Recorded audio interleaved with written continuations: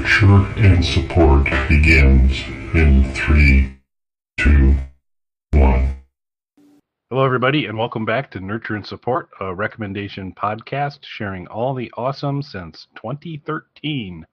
I'm Kelly at KELLYTHUL on Twitter. And I'm Mel at Karmic9 on Twitter. And I forgot the number again, but it's an even number, so I start. What's that number again, Mel? It's episode 146. 146. Okay. And Mel and I were discussing as we were getting ready to go. If we start recommending things that we've recommended before and we've forgotten, they count as new. That's our official position. They do. If we the world forgot is about always it, changing. That's right. New versions, all that good stuff. The whole history of Nurture and Support and trying to keep track of things and past recommendations was important for mine because I had a vague notion. I recall that Mel did recommend the Apple Airpods a while back. Yes. Want to venture a guess when you recommended that, Mel? When? It was this year. It was probably around February-ish, I think, is when I got them. So probably around that time. Yep, it was a March show, so probably we recorded it around February, but it was a March show, episode 132. That's the one I do remember because I have the actual posting up. But Mel recommended the AirPods, and they are super awesome.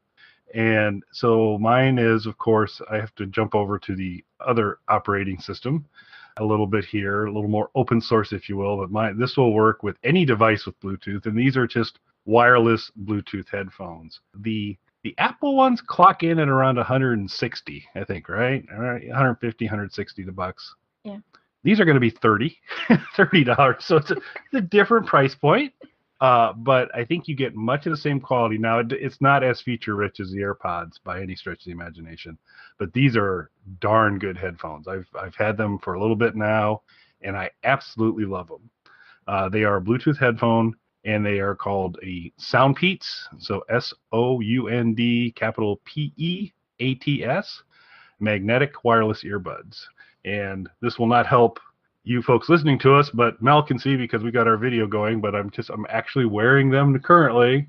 They are just a set of, they've got the connected wire for the two earbuds, but then they're magnetic so that you can kind of just clip them around your neck and you won't lose them, which is kind of a handy little feature from that standpoint.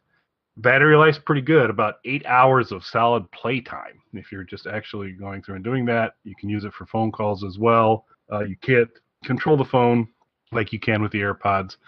You've got to go ahead and still use your phone for the answer and the hang up, but for everything else, the volume and all those types of things. And there's a built-in mic on the set there too, and it's good sound from there. So these are about the most comfortable headphones that I've ever had. I've always kind of struggled with a couple different styles, and my biggest issue has always been after prolonged wearing of headphones, they get uncomfortable.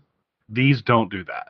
It's a silicone earbud, and then it's ergonomically kind of a very interesting design to where there's a little bit of kind of a hook, if you will, that when you kind of put it in, fix the contours of your ear, and they stay in really well. And while they're not noise canceling per se, they do an awful good job. I received feedback from others in the household that I am unable to be contacted when I have these headphones, which may or not be true. Maybe but I actually don't hear them. So they do kind of a good noise canceling job from that standpoint. Super comfortable. The reason I really wanted to get back to Mel's previous recommendation, and the title of episode 132 was Child Size Ear Holes, because Mel's issue is she has dainty ear cavities, and finding headphones that work appropriately for them have been difficult. Yes.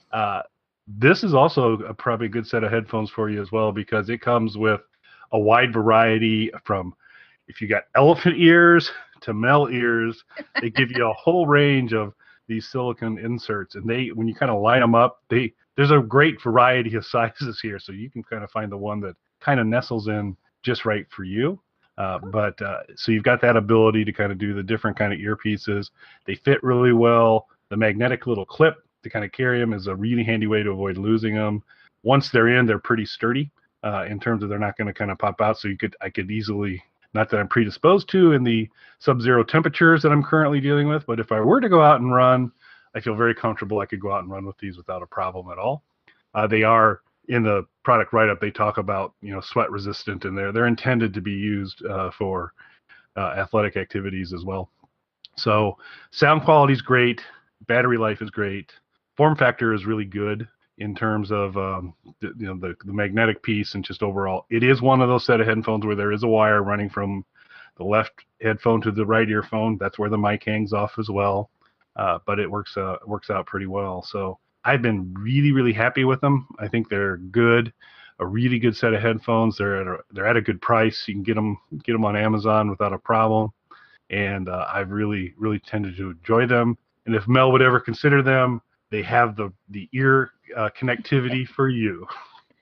Yeah, I think I've seen those before. So it's a good alternative to the AirPods. And I wouldn't, if somebody was really trying to do a lot of sweating with the AirPods, I wouldn't probably recommend them for that purpose, given that they don't come with a wire in between them. You can buy add-ons to connect your AirPods to each other, but most headphones come with that built in.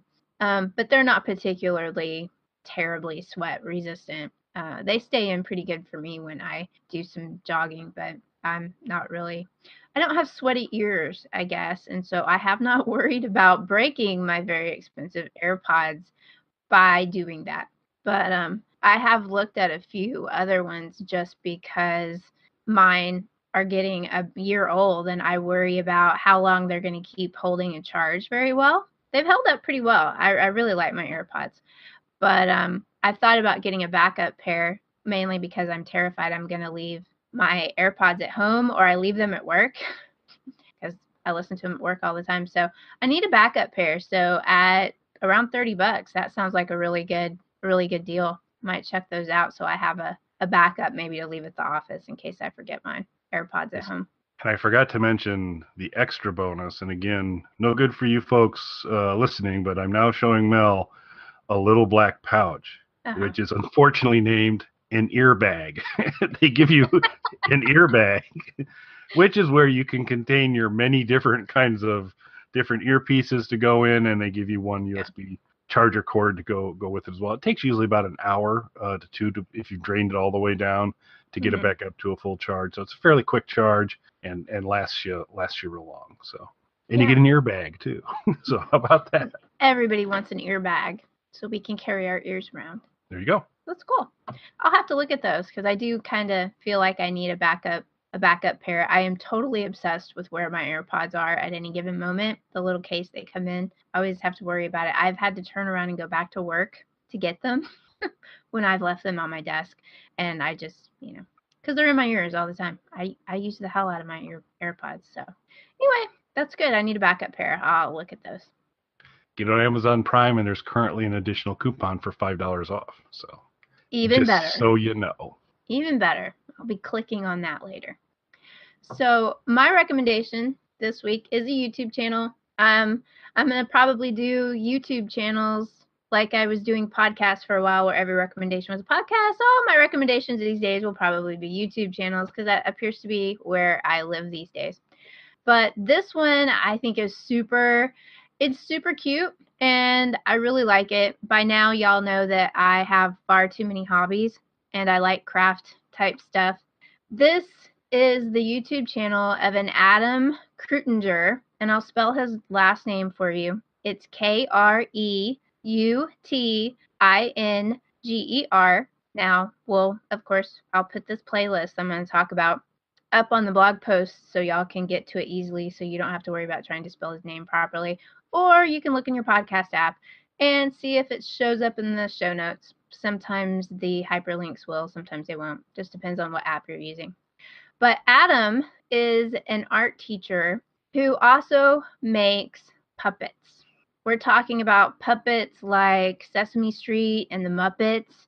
And he's got a lot of videos up on YouTube of how he makes these. And he's made them for plays. He's made them for commercials. He's been on his local news channel several times with the different puppets that he's made. But he has a playlist that he's made this year of kind of a little class that he's done on YouTube on Puppet Building 101. And it goes through really pretty much all the basics that you would need if you had any desire to know how a basic puppet, like Sesame Street puppets, are made. And you could make them at home yourself. He's not using any really big, tools that you wouldn't have at home. They're made out of foam, and he has nifty little links where you can buy the foam off of Amazon. A lot of times you can find this foam in your craft stores too. You can order it. But anyway, faux fur that you're going to use for the skin. He goes through the whole thing, and it's really very interesting if you like puppets and you like crafty stuff.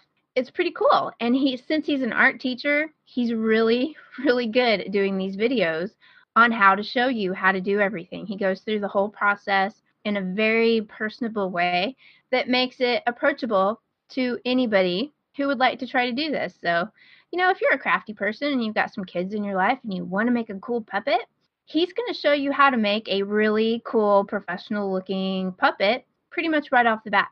And it's really cool. Any of you who are fans of Adam Savage's show Tested, another YouTube show, he has done a whole bunch of those one-day builds where he's gone through and made different kinds of puppets and gone to professional puppet making places and done those. And Adam Kreutinger is also a huge Adam Savage fan. So he talks about him all the time on his one-day builds and everything. So it's always funny when somebody else is a fan of someone all of us nerds love anyway. But Adam's done this really is one of the best puppeting playlist class type things I've seen. I didn't even know I was really that terribly interested in how to make puppets until I happened to find his channel, which is funny. Kind of the way that I found his channel was from another craft of sewing. I got into sewing earlier in the year, and I'm not very good at it. But one of my sewing email kind of, links lists that I got was actually talking about Adam here, who he got married a couple months ago. He made his wife's wedding dress. He sewed it by hand himself. Oh. And that's how I found his puppet making awesomeness, is because the man sewed his wife's wedding dress. Okay. I want to clarify. His wife's not a puppet, right? His wife is not a puppet. Okay, good. She is a real-life human-sized human. Excellent. Good. And he made her freaking dress. And it's like right up until the wedding, he's trying to finish her dress. And she hasn't even seen it. They're putting it on her right before the wedding, and she has not seen her wedding dress because he made it for her. Is a level of risk tolerance that I could never reach. I know, they're totally awesome people, but I thought it was funny as that's how I got to his channel. It would be far more likely that I would be looking at making little plushy animals rather than the way that I found his channel was through a sewing email that I got, who was like, hey, look at this guy who made his wife's wedding dress. And I go over there and I'm like, oh my gosh, cool puppets. This is awesome. I love this guy. So anyway, Adam makes awesome puppets. So if you were a Sesame Street fan as a kid or as an adult, you like the Muppets, he makes puppets that look just as good as any of those. And he's made a few that were sort of lookalikes of some of the well-known puppets, and he's put them up on eBay and sold them. He's got a Cookie Monster lookalike. But what's really cool is the ones that he makes for plays that are going on in this area, whether they're high school plays or even other productions. He has a playlist about how he made Audrey from Little Shop of Horrors, and it's totally cool. And that one is a more of a not necessarily a traditional type hand puppet. He's got some mechanics going on in that one to make it easier for the puppeteers to move. But he's really cool at figuring out how to do all of this complicated stuff. But the 101 class just goes through a basic hand puppet with little rods to control their arms and things like that. So that's your basic puppeting. But if you go through all of his videos, you get into some really more advanced stuff that's really very cool. And if you are a fan of Little Shop of Horrors like I am, Audrey's awesome, and I would love to have my own Audrey. So if anybody wants to make her, that would be awesome. But he also very recently made a Chewbacca hand puppet, which they endearingly call Lubaka, because you can't use Chewbacca. Yeah. So what's Cookie Monster called on the on here? Like I think he just called him a Oreo blue demon or something. I think he just called him a blue monster. When you look at him, he's got one that looks like Cookie Monster. Oh, no, he does call him Blue Monster. So he's got a couple of them that he's called Blue Monster. It was one that he had up on eBay, but it's a Cookie Monster lookalike kind of puppet. He's got a Beaker puppet that he made. Everyone loves Beaker. But he does all sorts of cool stuff, and it's really worth watching, even if you don't really have any desire to go make a puppet yourself. I always think it's really cool to see how people go about doing these things. Gives you ideas to do other stuff. And Kelly, he made his own Kylo Ren costume as well, but he does sew. And that may not that's a be problem. Yeah, he basically used clothing. You know, he bought a coat that he then altered to make it look more Kylo Ren-esque. But those are a couple videos on that you might find interesting, since you do incorporate some Kylo Ren into your cosplay. Yeah, I have the need to develop a kilt. I've been doing some research on kilt building, because that's going to be a thing. So we'll have to work on that. Okay. Yeah, so I have a question for you. Okay. Are you a team player, Mel? Am I a team player? Yes, I think so. Okay. Well, if you're a team player, for either the benefit of nurture and support or assault and battery, what would be awesome? So for maybe some of you are familiar with Mel and I are huge Breaking Bad fans, and when Better Call Saul came out, we began a series of shows that the first year we did right after the show aired, called Assault and Battery, where since neither Mel or I relish camera time significantly, we shifted it to a battery and a Better Call Saul stand-in, and Saul Goodman stand-in, and we basically did a live YouTube show, but the video was exclusively those inanimate objects. Yes. And it's done okay on views, but you know what would make that rocket to the top of the charts is if you would, as a team player, create a Mike, Mel, and Kelly puppet that we could all use and have the puppets do the coverage from there. Have the puppets. At a minimum, you should do a Mike puppet. I think you totally should do a Mike puppet. A Mike puppet. Because we could use a Mike puppet for many, many things.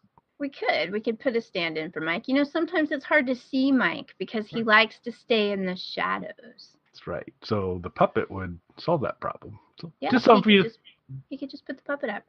Nurture and support puppets would be pretty cool too. Just saying. Yeah. I'll have to think about that. I have a couple projects in the works, but I'll think about that, because he makes it seem pretty simple.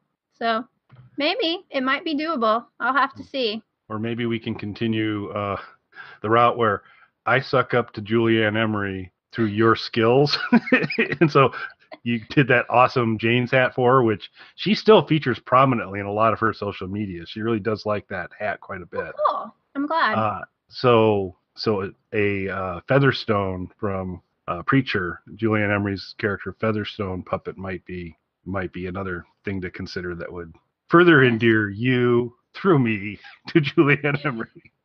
Yes, and that's a show that I keep intending to catch up on. Well, you should. Because Kelly's told me so much about how awesome Preacher is, and I am way behind on all of my TV viewing, so I'm gonna have to get up on that. Because I think it's either they just put the other season up on Netflix, or a new season's getting ready to start. New season's getting ready to start. Julianne's starting to ask the congregation to assemble for Preacher. Yes, that must be what it is. I think she was posting on Instagram, because I got back on Instagram after a lengthy stay. So that was what it was. So she's posting about it again. I've got to catch up on that. Yep, it's a good one. It not for the faint of heart, but I think you'll really enjoy it. It's good, and she rocks it when she gets in. But there's lots of good stuff prior to her joining as well. Great character set, but the Grail, this bad guy group that Julianne's a part of, pretty awesome group. Cool. Hair I'm gonna Star. have to binge watch. Yeah, I'm gonna have to binge watch that pretty soon. I'll put it on my next. I think you like it. Yeah.